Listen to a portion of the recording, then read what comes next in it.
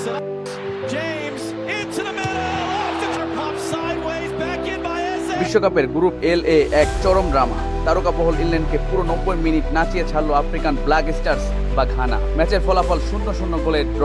0-0 গোলে ড্র হলেও মাঠের উত্তেজনার কোনো কমতি ছিল না।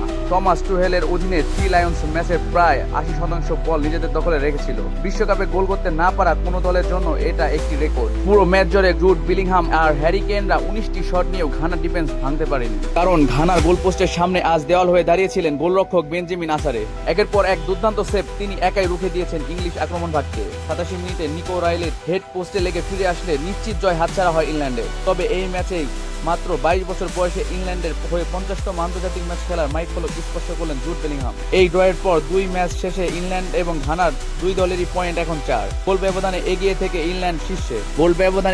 ইংল্যান্ড এখন শীর্ষে থাকলেও ঘানার এই ডিফেন্স মাস্টার ক্লাস ফুটবল বিশ্বকে তাক লাগিয়ে দিয়েছে। পরবর্তী ম্যাচে ঘানা লড়বে ক্রোয়েশিয়ার সাথে এবং ইংল্যান্ডের প্রতিপক্ষ পানামা। আপনার কি মনে হয় এই গ্রুপ থেকে কোন দল গ্রুপ চ্যাম্পিয়ন হয়ে নকআউটে যাবে?